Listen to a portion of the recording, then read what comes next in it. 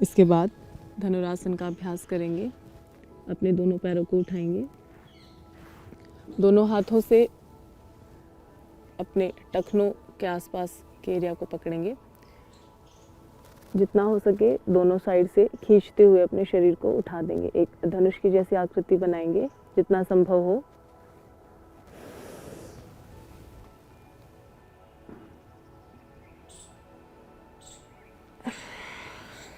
वापस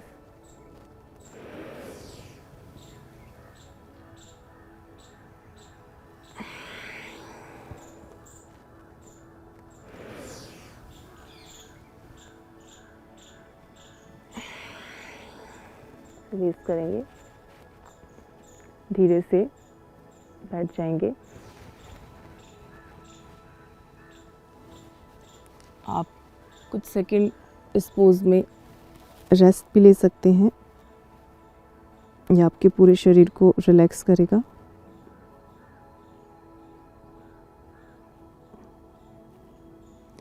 ऊपर उठते हुए इसके बाद हम उष्ट्रासन का अभ्यास करेंगे। सर्वप्रथम मंडूकासन में बैठें, अपने घुटनों के बल खड़े हो जाएं। अपने दोनों हाथों को अपनी एड़ियों पर रखते हुए श्वास को भरते हुए यथासंभव पीछे की ओर झुक जाएं।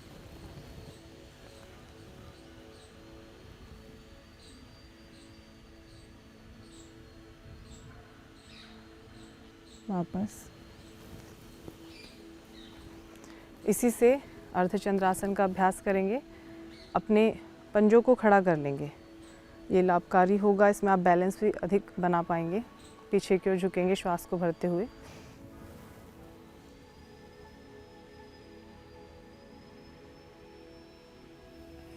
श्वास को छोड़ते हुए वापस आएंगे। एक बार फिर से अभ्यास करेंगे।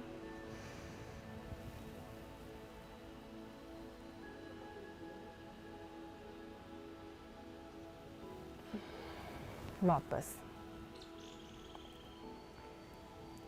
ये हमने कुछ आसनों का अभ्यास किया। यद्यपि आसन भी सहायक होंगे, लेकिन मुख्यतः लंग फाइब्रोसिस के लिए प्राणायाम ज़्यादा सहायक हो गया। मुख्य रूप से आप प्राणायाम करें, उनके साथ आसनों का सहारा लें। इसके बाद हम प्राणायाम का अभ्यास करेंगे। आप किसी भी एक आसन को लगाकर बैठ सकते हैं, पद्मासन, सुखासन, जिसमें आपको कंफर्ट हो। उसके बाद किसी भी एक मुद्रा का चयन करेंगे, ध्यान मुद्रा, ज्ञान मुद्रा, और धीरे धीरे श्वास को भरेंगे, धीरे धीरे एक्सेल करेंगे। ध्यान रखें, यदि आपकी कंडीशन बहुत ज़्यादा सीवियर है तो तेज़ गति से नहीं करेंगे, मध्यम गति से करेंगे या फिर धीमी गति का चयन करेंगे। आँखों को बंद करेंगे, आराम से रिलैक्स करते हुए धीरे धीरे श्वास को भरेंगे, धीरे धीरे बाहर छोड़ेंगे।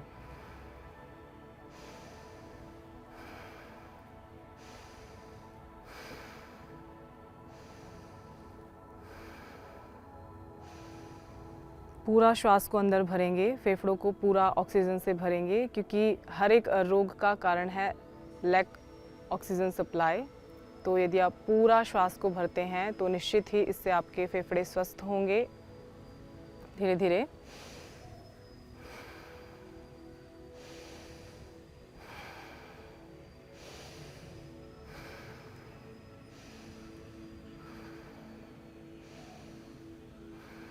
इस प्रकार 5 से 10 मिनट का एक राउंड कर सकते हैं।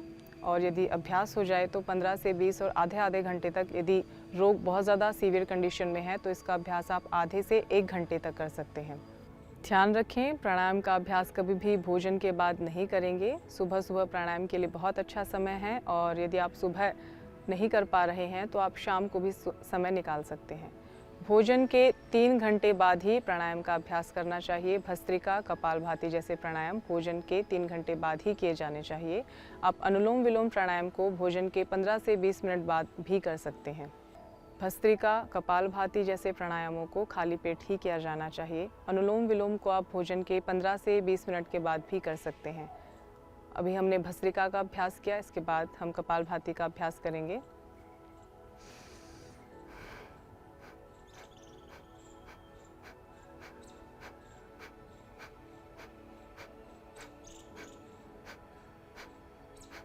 यदि आप इस गति से नहीं कर पा रहे हैं तो गति को थोड़ा धीमा कर सकते हैं।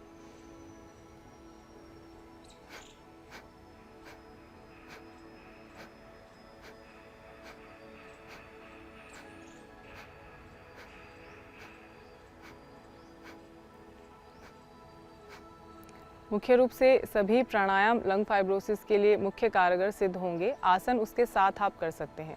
केवल आसन करके लंग फाइब्रोसिस को ठीक नहीं किया जा सकता है। मुख्य रूप से आप प्राणायाम करें और उन प्राणायाम के साथ आप आसनों का अभ्यास करें। इसके बाद हम अनुलोम विलोम प्राणायाम का अभ्यास करेंगे। अपने दाएं हाथ को उठाएंगे, अपने अंगूठे से दाएं नोस्ट्रिल को बंद करेंगे, लेफ्ट नोस्ट्रिल से श्वास को भरेंगे। लेफ्ट नोस्ट्रिल को बंद करते हुए राइट नोस्ट्रिल से श्वास को बाहर छोड़ देंगे। इसी प्रकार दोहराएंगे। श्वास को भरेंगे, धीरे धीरे। जितना लंबा इनहेल कर सकते हैं उतना ही अच्छा होगा।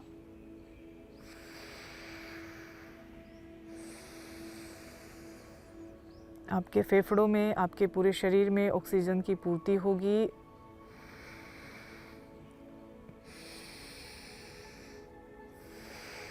क्योंकि lack physical exercise, lack oxygen supply in our body, यही सारी समस्याओं के मुख्य कारण माने जाते हैं।